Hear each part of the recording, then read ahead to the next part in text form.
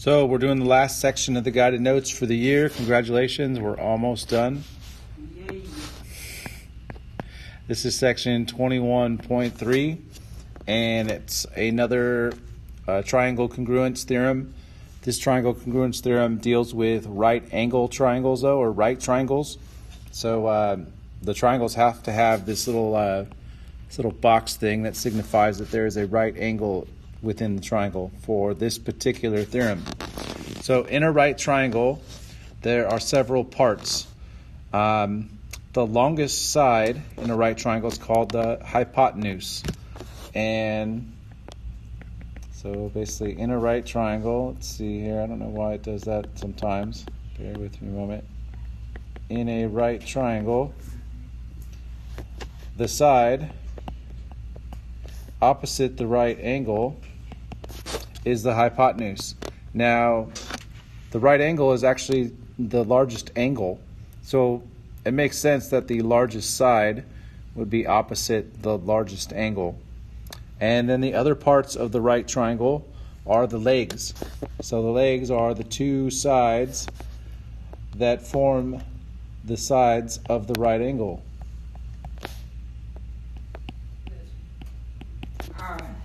And in a hypotenuse leg triangle congruence theorem, if the hypotenuse and a leg of a right triangle are congruent to the leg, or not to the leg, to the hypotenuse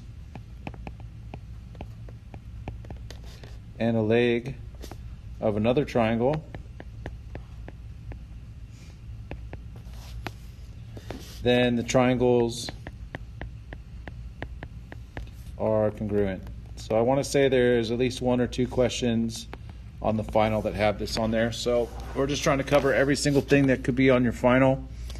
And now let's label the hypotenuse, right? And these triangles, this is the hypotenuse, and I can't spell very well, but there it is. Those are the hypotenuse for these triangles, and the legs,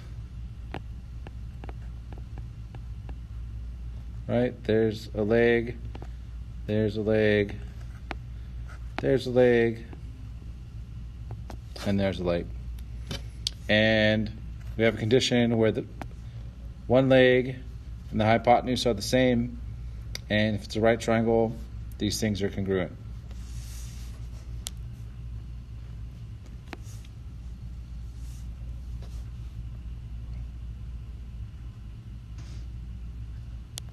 So now let's take a look at this example.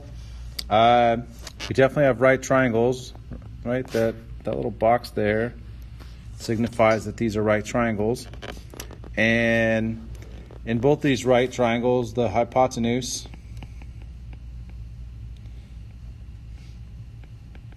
is going to be SQ. That's not 5Q, that's SQ. And what we need for hypotenuse leg triangle congruence theorem is we need one leg and the hypotenuse to be congruent. So I'm going to ask you, is SQ congruent to SQ? The answer is yes, right? So here's our hypotenuse condition, and then we also have PS is congruent to RQ. So there's our leg condition. So therefore, triangle PQS is going to be congruent to triangle RSP.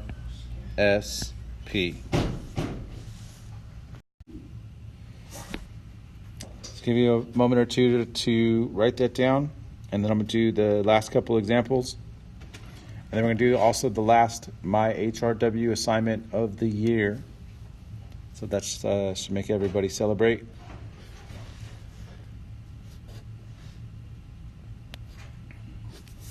Here we go. Determine if there's enough information to prove the triangles are congruent, at least by the hypotenuse leg theorem. And looking at this thing, I'd have to say no, right? Just upon initial glance, because, do you know, let's see, your legs are here and there. Your hypotenuse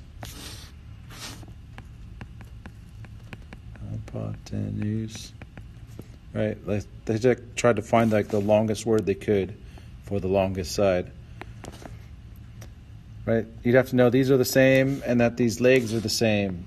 These other things are also legs, right? Here and there, those are also legs. So, is a pair of legs congruent to a pair of legs? And is a hypotenuse congruent to the other hypotenuse? The answer is, I don't know. Can't tell. Can't tell from the info listed. So this is basically the answer to your question. Is there enough information? Nope, can't tell from the info listed. So now let's take a look at this other situation. So this is a similar situation we've actually done in class, where you have two triangles on top of each other. And I always find it helps when you separate the triangles. So I'm going to separate them now. And basically you've got a leg and a leg, and this hypotenuse is of course the same hypotenuse. So these are definitely congruent by the hypotenuse leg theorem, because essentially WX is congruent to WX and VW is congruent to YX. So we have a hypotenuse, we have a leg, we definitely have two right angles, right? These are the right angles, things with the boxes. So these two triangles are definitely congruent by the hypotenuse leg theorem, and I would write that triangle VWX is congruent to triangle YXW.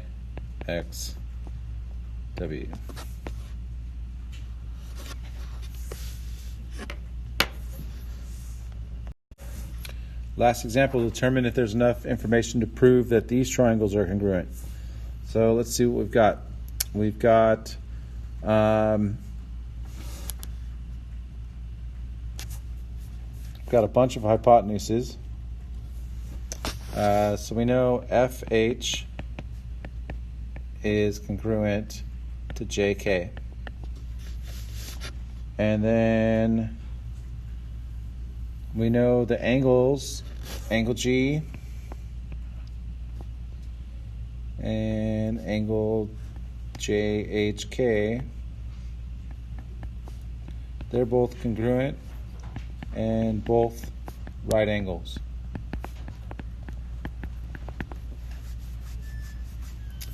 But what we don't know is, what about the legs? Can we make any conclusion about the legs? What do we know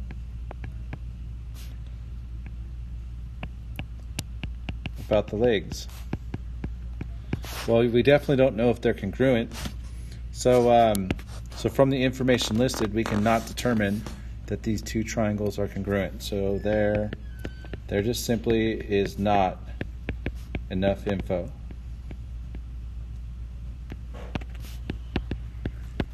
And there you have it. That's the last bit of notes for the year in Math 1.